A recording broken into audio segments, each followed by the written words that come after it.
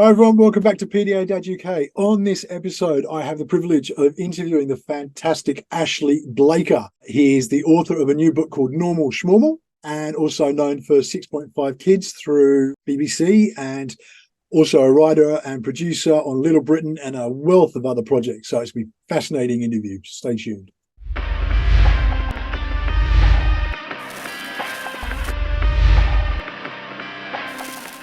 As I say, welcome back to PDA Dad UK. Before we go on, hit like, hit subscribe, ring the bell. You'll always know when new content is coming up. As I said before, we are interviewing the fantastic Ashley Blaker. Ashley, how are you today, my good man? I'm very well. Thank you for having me. Good to see you. Good to see you. You may remember Chris and I on the Grumpy Dads way back when interviewed Ashley about his radio show with the 6.5 Kids. It's available through BBC Sounds if you want to go and check that out. That has led to this remarkable book, which I have been privileged to be able to read, Normal Schmormal by Ashley Blaker. And it says, my occasionally helpful guide to parenting kids with special needs. Do you want to maybe give people a taste of exactly why you're so qualified to talk about this? Yeah, I have 6 children, 3 of whom have a diagnosis of special educational needs. 2 sons with autism and ADHD, an adopted daughter with Down syndrome.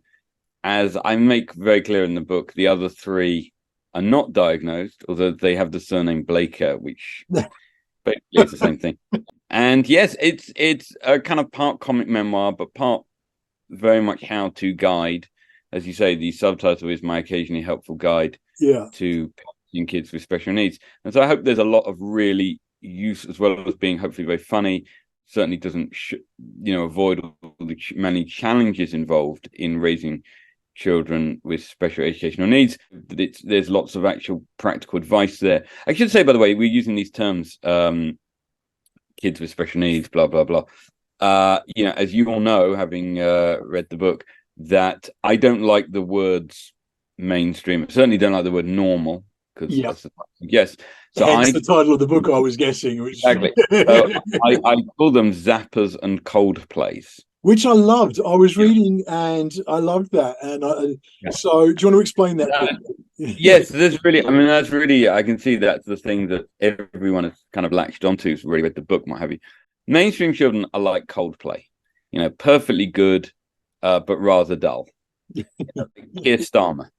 They're the missionary position of children. I've always wanted to see myself as a bit of a, by the way, I do like Coldplay. I don't like Coldplay, but I've always, wanted to see myself as a bit of a hipster muso, kind of John Peel type. So I want to like the cooler bands, like Captain Beefheart, like Frank Zappa. And that's what my special needs kids are like. They're like Frank Zappa, rebellious, alternative, sometimes unspeakably shit, but they don't care. They don't give a toss, because they do things their way. Frank Zappa, he didn't care about whether he would be on the shelves at Sainsbury's. He's going to do what he wants to do. And that's what my kids with special needs are like. So throughout the book, I talk about if you're the parent of Zappas, or if you're the parent of Coldplays, and what it's like having a Zappa versus a Coldplay, et cetera, et cetera. Really, that is my dream, is for this terminology to catch on. I really want people to say, we're parents of Zappas. Because what I like about it is, as well, is because genuinely, as well as being quite a funny euphemism, what I like is that, how like those kind of, as I say, that kind of musos that I would kind of want to see myself as. And I can clearly see you're obviously a big music fan. When you're a big music fan, you like that idea of like going around going, oh, I like stuff other people don't like. There's something quite cool about that. I mean, you've got is that a Dire Straits CD I can see? That's Dire Straits. I've got Def Leppard, Van Halen, Forward Stone. Right. Dire Straits. Now that Dire Straits album was one of the most, wasn't that like the most successful like CD? It was the first big thing that came out on CD. It's hugely, hugely successful. But there's something cool about kind of going, oh yeah, that's what other people listen to, but I listen to this thing that no one knows. And then obviously, like when your favorite band then becomes really popular and everyone else likes them, you go, oh, I liked them before. They've gone off now. They've gone mainstream now, but I liked them before. I like the old stuff better than the new stuff, all that. Right, exactly. Yeah. But I think that in the same way that it's quite cool to walk around going, yeah, I listen to the music, that would be too challenging for most people. I like the idea that we can all say to ourselves, you know what? we're raising the kids that are too challenging for most parents. This would be too challenging, but we're the connoisseurs. We do the real parenting. We're like, we're the connoisseurs who really understand parenting, who are, who are prepared to do the stuff that no one else would do. So that's why I like it. I think it works. It really does. When I was reading it, I was thinking about. I was actually thinking about my son, who's actually neurotypical, so he'd be a Coldplay. But the fact that he's grown up in a house full of neurodivergent people, being my wife and my daughter both are neurodivergent, I like to think of him more as he's more a Def Leppard, slightly edgy but quite safe. But guys, it just opened up so many realms, and there are times that my daughter's Fear Factory, and there are times that she's Florence and the Machine, and it just it depends on her mood sometimes as to what she is. But I loved the Zappa one particularly because I thought it was a really astute choice. For people who don't know Frank Zappa, very avant-garde. I think there's anyone else I can think of who just so doesn't care what the audience... Never followed the rules. And what I like is that in the decades that he's released music, he's still considered quite different. And right, exactly. It's never become mainstream itself. You know how so many bands edgy at the time, and then it sort of becomes... Metallica would be a great example. Back in the day, they were like, whoa, now it's kind of like it's edging towards being considered just standard mainstream rock. Zappa's never done that. He's always remained idiosyncratically himself. I thought it was a really astute choice of a particular... And Coldplay was genius because I find them so sterile myself. Not unpleasant. Nah. Yeah. What I loved about the book, as people who watch this know, doing the grumpy gits and all that kind of stuff, we're big fans of life can get serious enough, and especially when you're in this stuff. And I like that the book itself doesn't hide the challenges that we experience as parents who send kids, but it also celebrates it. And it's funny. Definitely. And it's entertaining. And that can get missed so often. People get so caught up in the heaviness of life sometimes, and they forget to sort of stop and actually see the beauty of what's there. And I thought the book really captured that. Well, thank you. Yeah, no, definitely. Well, that's the aim. I mean, that was the aim. So when my eldest son was diagnosed with autism and ADHD at 3 years of age, that would have been, he's now 19. So 16 years ago, we read a lot of books around this subject, and they were very depressing. They were very worrying. Certainly weren't entertaining anyway. But he wanted to write the book, basically, that I wish I'd read 16 years ago. I suppose that takes a slightly more lighthearted, positive approach. And I can't promise any readers that everything is definitely going to be okay, but that there is cause for positivity, that there is, that there's light at the end of the tunnel, but that there's so much joy, as you say. It's about acceptance. It's about, one of the key moments, I think, for us was to realize that rather than being a problem to solve, our son wasn't just like a problem to solve. He was, this is just who he is. You need to accept it and you need to embrace it. And I think that's what the book does. It's about embracing our children's difference. Who wants to be normal anyway? Basically, normal schmormal. Who cares? Who wants to be normal? That's really what the book's about, and that's why it's called that. Who wants to be normal? It's funny, we live in a world where people shy away from the idea of normality, and it's good to be different, except unless you are, in which case you've got to conform somehow. Always reminds me of the Monty Python Life of Brian. We're all individual, and everyone's chiming together. Yes, we're all individual, except for one guy goes, "Oh, I'm not." It's very easy. It's not easy being different. It really isn't. And we live in a society that is very accepting of diversity in so many ways. You watch TV, very diverse performers or presenters and what have you. But we still, people, they don't always practice what they preach. And one thing that I think Gemma and I have really had to work on is accepting, it's on diversity. It's really accepting our children's diversity and even just diverse to each other. I mean, I have two sons with autism and ADHD, and they couldn't be more different to each other. One is very quiet, one's a real extrovert. They have very, very different ways of behaving, and that's fine in a truly diverse world.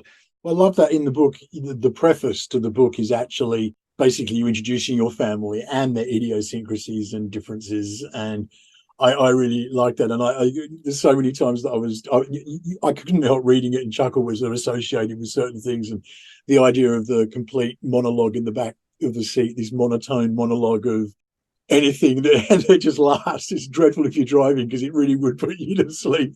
And then you got the sort of other side of it with your daughter, who was just so animated with her verbal unloading, and it just really, really. Yeah, I mean, my second daughter, yes, who's not got any diagnosis. In the introduction, I explain who each character is, Yeah. and those that don't have a diagnosis, I've said official diagnosis. I thought that was really valid too. Diagnosis, because I don't want to, it's very important not to claim something that isn't true, or to, but some people don't need a piece of paper. I mean, that's the thing. Do you need a piece of paper? Do you always need a piece of paper? My Radio 4 series, 6.5 Children, I think I said in the first episode, it's a bit like these labels. The first episode is actually about labels, and these kind of labels of diagnosis, official diagnoses, to me, they're similar to comedy shows on Radio 4. Some comedy shows on Radio 4 need the label of multi-award winning. Some, like my show, don't need it. Yeah. I don't need to be multi-award winning. So the fact that my show hasn't won any awards and other lesser shows have won awards, that's fine. They need it. I don't need it, and that's fine. So it doesn't bother me. Couldn't care less. So no, genuinely, some people need the label. Some people don't. Labels are important and diagnoses are important. And, for my eldest, for my two diagnosed sons, it was very important. For my daughter who has Down syndrome, that those things are important. They open up, as many parents would know, they would open up gateways, the diagnosis to, certain things like schools, getting a statement from a local authority, getting support in school, getting the school place that you want, maybe going to a special school, getting transport, getting medication if you need that, other forms of help. But other children, they don't need it. My fourth son and our second daughter, my fourth son has Edward. He has more classic signs, I would say, of ASD than my other two, but he doesn't actually have any learning difficulties. He does very well at school. Oh, pretty well enough. He doesn't need extra help. And I think if he wants, as an adult, to pursue a diagnosis, then so be it. But I don't think at the moment it would be of any benefit to him. It's not something we've pursued. Likewise, my daughter, I talk about, she has many of the signs of ADHD. She's doing very well at school. I don't think it would be of any benefit to her. Yeah. So it's not something we've discussed. I think that's fair enough, and I always come back to that. It's a choice. I think diagnosis can be very helpful. I think especially when you've obviously with your first kids, you sort of diagnosis, and I think sometimes it helps to know what you're dealing with. But once you reach a certain point as well, it's like you've been through this. You've already got kids who are diagnosed, and you can see the patterns, and you know how to parent for that kind of difference in a child. So it's established, and it doesn't really need to be discussed so much. Something I wanted to touch on as well, and I think it's really important, when I have gone looking, when we were getting into the diagnosis side of things and trying to work out what support my daughter needed, everything was very female centric. That's not a bad thing. I think it tends to be the women who deal with this kind of stuff. What I loved was this was a dad's perspective, but to me could be read by anyone. It's available to everyone, but I really found it refreshing to see a dad's perspective on it as well. Do you think there's a big difference between how you've processed this and Gemma has processed it? That's such a difficult question because, everyone is different. I mean, obviously we process things totally differently, but that's not necessarily just because I'm a man and she's a woman. I mean, I'm a teacher. So this book, no question, obviously has been written from a comedian's perspective. And so I bring a perspective which someone who's not a comedian wouldn't have. A male perspective, perhaps. I've tried to write as much as possible about our perspective and what we did as a family, as a couple, what have you. So it's not just my individual take. And I dedicated the book to Gemma and said, for Gemma, who does the real work, I just wrote about it. So I'm very aware of that as well. One of the things I loved is that the book isn't necessarily linear in its timeography, if you like. It doesn't go from A to B to C. It literally goes, you've got it sort of separated into different chapters about whatever stands for whatever. And when the very first chapter, which I recognized from your radio show as well, was about the meetings. M is for meeting. So the book takes the format of a A to Z, but appropriately for a book about children who might find learning difficult, it's in the wrong order. It's not alphabetical, yeah. So the first chapter is M is for meetings, and it goes through to D is for diagnosis autism, and then X is for X-rays and other hospital appointments, and ends with O is for onwards and upwards. And there's bits that are, very much expanded from, like I've touched on before, like meetings. But there's there's a lot of ground covered. Meetings, how to have a play date. One of my favorite chapters in the book actually is about called Yes. And it's about how to run a neurodiverse play date, or any play date like that. F is for friendships, B is for battles over food. We've had so many issues with food over the years. How to get your child into a school with a traumatic chapter called N is for no room at the inn, about our battles trying to get our son into the school of our choice. And so there's so much ground covered. I love the way that it genuinely, I think people forget that humor can be such a healing thing. I remember when I was young watching Billy Connolly and laughing my ass off and realizing how good I felt in a time of my life that was actually quite difficult. And I think that when we come back to humor with things like being parents of neurodivergent kids or kids with special needs, with Down syndrome and all this kind of stuff, the way that you elevate it with the humor is so good. And it was the thing that just rang so true for me was the meetings with, you can kind of tell what you're heading into by what's on the table. If there's tissues on the table, warning, it's going to be a heavy meeting and a bad one. Yeah. If there's custard creams, totally different, or party rings, it's a positive meeting. Exactly. And bring your own biscuits, and your daughter's traumatized to the point that you can't walk past the toilet rolls in the aisle. There's so many meetings, and I mean, God, we've been in every kind of meeting, all the emergency meeting, the planning meeting, the pre-planning meeting. Then there's the kind of unusual ones, like the memorable "How to Teach Adams that Swearing Isn't Big or Clever" emergency meeting. Genuinely, basically involved us seriously debating whether wanger qualified as a swear. It kind of upshot, by the way, spoiled, little spoiler, but the upshot was that it wasn't, but they'd still rather we stopped saying it. We had the one where my daughter had she'd heard the C word at school, obviously, and come home, and she rhymed it with lunter and shouted it at me as she was storming up to her room. And I found myself in this quandary of whether to be offended at the word or proud that she was able to rhyme it so effectively. It's like, in the end, you kind of take a route that's just be proud. At least the TV's I mean, one of the things I hate with meetings is all the euphemisms. I think that's the least favorite thing. Like, it's all kind of like Adam has often been called a very lively boy. It's the euphemism for absolutely effing uncontrollable. I mean, my third son Dylan is usually called very much his own person, which basically means completely in his own world, and we have no idea what's going on in his head. I loved it because I love that you had that, and then you had the following sort of translation. It would be a great appendix to a book, I think, would be just to have a whole bunch of those things, how to translate school reports and meetings into real language. Exactly. And then I've got a whole thing about the transition meeting, the annual transition meeting, because that's like the granddaddy of all the meetings. And and unfortunately so many people there, it isn't actually a box of tissues meeting, that is a biscuit meeting. But there were so many people there, you've got no chance of getting the good ones. It's just brilliant kind of like relief you see on, like, so this is at the end of the year, they're doing a transition from like year 4 to year 5, and like the 4 teachers look so relieved, I finally got rid of your son, and the year 5 teacher, oh my god, what have I got something. So it's all the fun of this. Reading that, I was chuckling because you have got that kind of panicked look on the new teachers' faces. This is all sort of handed over. It's one of the things that it really bugs me, actually, because it's almost setting our kids up to fail. I've got rid of him now, and all this, like you say, the subtext. The TV show couple of Stephen Moffat and that whole thing of Captain Subtext and the translations. It'd be such a useful thing to have in those meetings. But the subtext of what am I going to do? It labels the kids as problemed, and I hate that word. But I'm saying about it really irks me that you get that sort of thing where it's, I mean, the book is, I should say, actually, this book is, I would say, pretty. I've read some books on similar subjects which have often been very negative about professionals and teachers and what have you. I have a huge amount of respect for teachers. Well, I mean, your wife is a teacher, isn't she? And so there's this chapter, N is for no room at the inn. It was this incredibly traumatic story about like trying to get our son into school.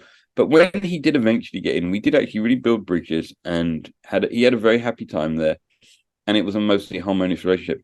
And I do think while trying to get your way, and which often involves a fight, it is important to work in partnership with a school and not to constantly see it as a battle. I think we too often go in battle worn, don't we? In the sense that we've had to fight so many times, and this just becomes another battle, and we forget that the other side of it is a human being, as you so adequately pointed out, acutely pointed out, I should say, the fact that they're likely parents themselves. They've got their own kids. You don't know who their kids are. Their kids might be neurodivergent. Like you say, I mean, your wife was a Senko for years before you had a family that was neurodivergent, and it was just so. Absolutely. And I think it's really important to work together because they're the people who are going to spend more time with your kids than anyone else, and maybe more times than even you will. And I think it's so important to work together. We formed a very good relationships with our children's schools, particularly if you fought to get them in. I mean, it would be nonsensical to fight to get them in and then try and micromanage. The truth is, if you find yourself constantly second guessing and trying to micromanage, that's probably a red flag that this is the wrong school and you need to look elsewhere. Because I think that you have to put your trust in them.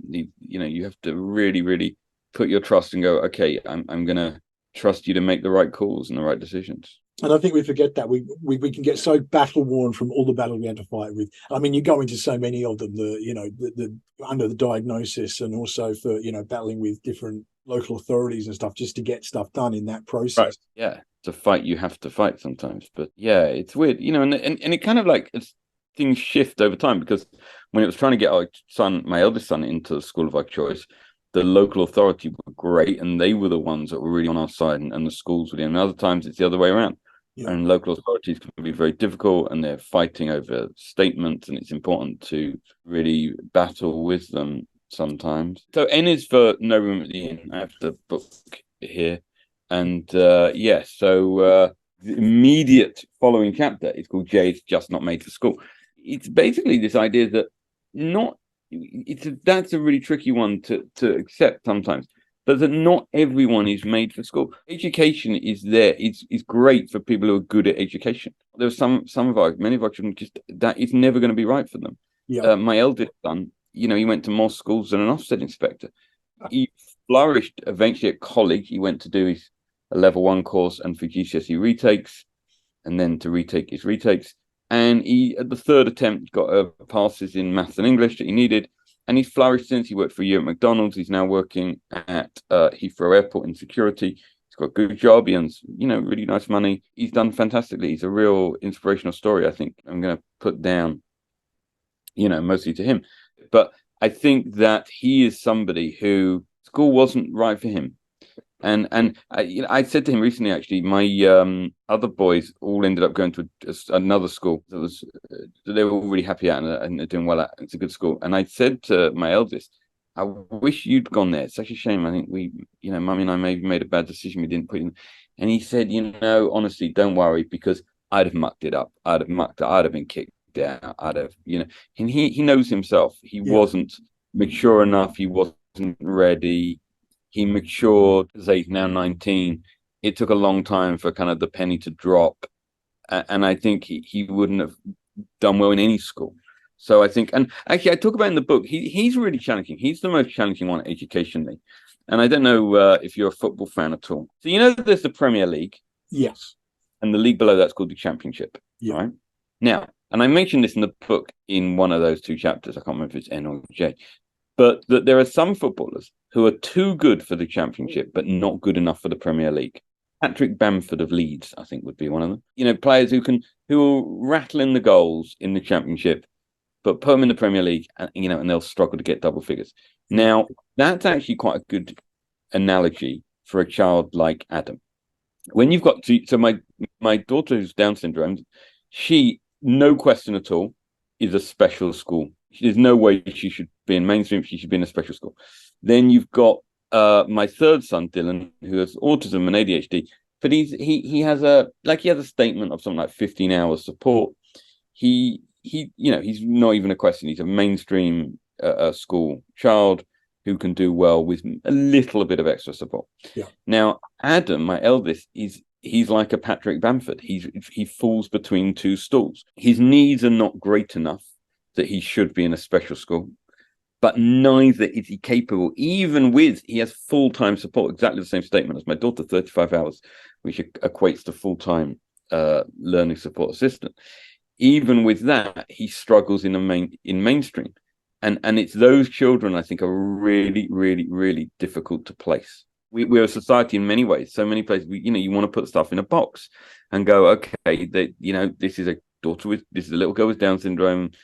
She goes to special school, and you can put her in that box. And it's very difficult when people don't neatly fit in. Actually, I'm going to end it at that, because I think we've covered so much. There is so much more to this book than what we've discussed there. Literally, you can see it's a very thick book, but it's not a hard read. It's very entertaining. It's very interesting. I really recommend it, because for me, it's more beneficial than so many of the very serious books I've read, because it helped me to identify with the humorous side of things and actually see the positives in a way that I think is so rarely reflected. Actually, if people want to check you out online and want to go and purchase your book and find out about your radio shows and TV work, where can they do so? Well, everything's at my website, ashleyblaker.com. Obviously, Normal Schmormal, you can get it on Amazon or in your local Waterstones or waterstones.com. It comes out in America as well on the 12th of September. Comes out in Australia on the 1st of November. But yeah, ashleyblaker.com, all there. I'll put links in the description. I'll also try and put a little card up here, so you can just click on that and go straight to Ashley's site from there. Thanks so much for joining us, everyone. Please do hit like, hit subscribe, ring the bell. You'll always know when I've got new content coming online. I will see you again on the next episode. In the meantime, please do stay safe.